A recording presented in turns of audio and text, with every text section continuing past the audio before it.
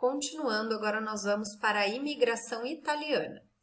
Com o fim da escravidão, a imigração de europeus para o Brasil foi incentivada. Os italianos chegaram em maior número ao país. O destino dos imigrantes foram as fazendas de café em São Paulo e os núcleos de colonização, principalmente os oficiais, localizados no Rio Grande do Sul, Santa Catarina, Paraná e Espírito Santo. Uma terceira parte de imigrantes foi para as cidades que estavam crescendo, como Rio de Janeiro e São Paulo, assim como muitas outras pessoas que deixavam o campo neste período. Os imigrantes italianos se concentraram no sul de Minas Gerais até o Rio Grande do Sul, mas principalmente em São Paulo. Aqueles que se tornavam colonos ou empregados das fazendas de café trabalhavam em condições precárias. Os que se dirigiam para centros urbanos também enfrentavam a pobreza.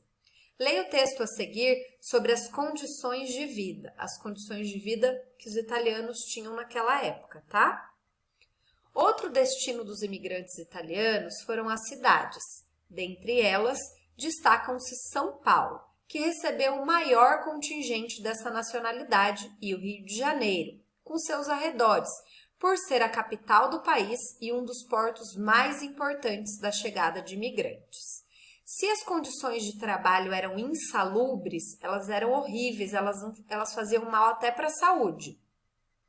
Também o eram as de moradia, já que com frequência os imigrantes se instalavam em habitações coletivas, os chamados cortiços, ou nas favelas, situadas nos morros.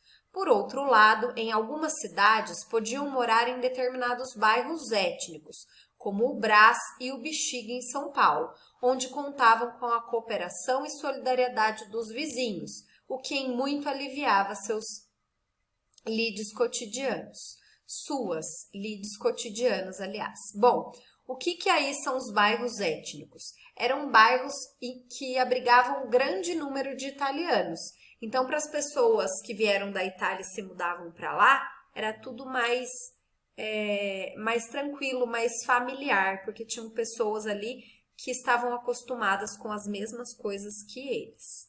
Glossário. Insalubre. O que é a palavrinha insalubre? Que não faz bem à saúde. É um local com condições que prejudicam a saúde. É um lugar horrível, tá bom? Agora nós vamos ler um pouquinho da imigração alemã. Vieram ao Brasil também os alemães, que chegaram em sua maioria a partir de 1824 e se fixaram principalmente nas regiões sul e sudeste do país. Eles trabalhavam no campo e desenvolveram a agricultura familiar, introduziram o cultivo do trigo e a criação de suínos, além de terem promovido a inovação tecnológica com o uso racional do solo e os engenhos movidos à água. Olha que legal essa imagem aí. Arquitetura no estilo Enxaimel, típico alemão, em Gramado, no Rio Grande do Sul, foto de 2019. Olha que bonito. Esse tipo de arquitetura é muito comum na Alemanha. Vamos seguir aqui no segundo parágrafo. O destino da maior parte das famílias alemãs foram as colônias das regiões sudeste e sul do país, em minifúndios, que são terras para uso comunitário e o cultivo de subsistência. Podemos citar as colônias de São Leopoldo, no Rio Grande do Sul, São Pedro de Alcântara e Mafra, em Santa Catarina, e Rio Negro, no Paraná. Ainda no século XIX, os colonos alemães foram conduzidos também para outras regiões do país, como Espírito Santo, Minas Gerais, Rio de Janeiro e Bahia. A partir do desenvolvimento de regiões coloniais e do crescimento demográfico, ou seja, do crescimento da população, além das migrações para novas colônias e frentes de colonização, ocorreu continuamente o êxodo rural, que é a saída do campo para a cidade, que se intensificou com a modernização agrícola dos anos de 1960. Nem todos os imigrantes alemães foram ou se tornaram proprietários de terras na ocasião de sua chegada. Muitos deles eram artesãos, industriais, comerciantes e profissionais do meio urbano. Então, nem todos os alemães vieram para cá com o objetivo de trabalhar na terra. Alguns tinham outras profissões. Vamos agora para a imigração japonesa. Os imigrantes japoneses se concentraram na região sudeste. Eles promoveram a expansão da avicultura, que é a criação de aves, aperfeiçoaram a pesca e as técnicas agrícolas, como a aclimatação de vários tipos de frutas e vegetais, como o caqui, a mexerica poncã e o morango, antes desconhecidos no Brasil. Então foram eles que trouxeram essas coisas para cá. Olha que interessante. No esporte trouxeram o judô, o jiu-jitsu, o aikido, o karatê, o kendo e o sumo. Introduziram na culinária o consumo de yakisoba, sushi e sashimi. Eu sei que todo mundo gosta aí, né? Todo mundo não, mas tem um monte de gente que gosta. Outros povos. Ainda em menor número, também vieram para o Brasil. Os espanhóis, os poloneses, os ucranianos, franceses, holandeses, libaneses, coreanos do sul e suíços. Então, além desses povos aí que nós vimos, os portugueses, os italianos, os alemães, os japoneses, ainda tem todos esses outros aqui que vieram em menor número, mas que também fizeram parte da colonização do Brasil. Muitos deles foram destinados às fazendas de café ou às colônias na região sul. Como não possuíam muitos recursos, ao chegarem às cidades, procuravam habitação em áreas menos estruturadas, contribuindo para uma urbanização acelerada e desordenada. Então, como as pessoas não tinham muito dinheiro, não tinham muitos recursos quando elas chegavam aqui, elas acabavam construindo suas casas de maneira irregular ou morando em locais inapropriados.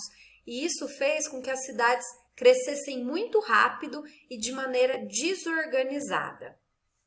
Tem um site aqui que está como sugestão para vocês acessarem, quem quiser pode acessar, tá bom? Número 1, exercício agora. Observe a tabela da distribuição dos imigrantes vindos do Japão, naturais e brasileiros entre 1940 e 1950. Então, vocês vão analisar aqui essa tabelinha. Tem os anos aqui, 1940, 1950, a proporção, né, por 100 mil pessoas em 1940 e a proporção por 100 mil pessoas em 1950, tá bom? Olha a pergunta. Qual local recebeu a maior parte dos imigrantes japoneses? Olha só, então nós vamos ver aonde aqui que nós vamos encontrar os imigrantes japoneses. Então, nós vamos procurar aqui, ó, dentre esses estados, qual recebeu o maior número, tá bom? É nessas duas colunas aqui que vocês vão ter que usar. O estado é um só, tá bom? Vamos agora para a próxima página, página 167. Tem uma outra tabelinha aqui. Essa tem as nacionalidades e os períodos, tá? Aqui no meinho é o número de imigrantes que eles receberam, tá? De nacionalidade alemã, olha a quantidade e os períodos. Espanhola, a quantidade e os períodos. E vamos responder aí a letrinha A e B. Identifique a nacionalidade com maior número de imigrantes chegados ao Brasil entre 1884 e 1893. Então, eu vou olhar nessa coluna aqui, tá, gente? E vou ver qual dessas nacionalidades recebeu o maior número de imigrantes. Tudo bem? Letrinha B. Identifique a nacionalidade que só começou a chegar ao país a partir de 1904. Então, tem uma dessas nacionalidades aqui que nesses anos, ó, não tinha ninguém deles ainda aqui. Eu quero que vocês respondam qual é essa nacionalidade, tá bom? E a última questão, 3. Analise o gráfico.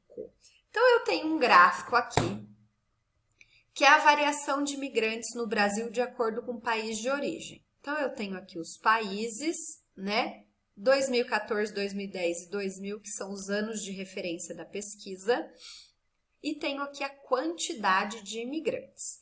Eu quero que vocês pensem aqui nos imigrantes de Portugal, Japão, Itália e Espanha. Comparando os dados do gráfico e da tabela da atividade anterior, que é a tabela que está aqui em cima, ó, qual a semelhança que pode ser observada? Então, desses 4 povos que eu falei para vocês, de Portugal, do Japão, da Itália e da Espanha, que semelhança que tem com esse gráfico?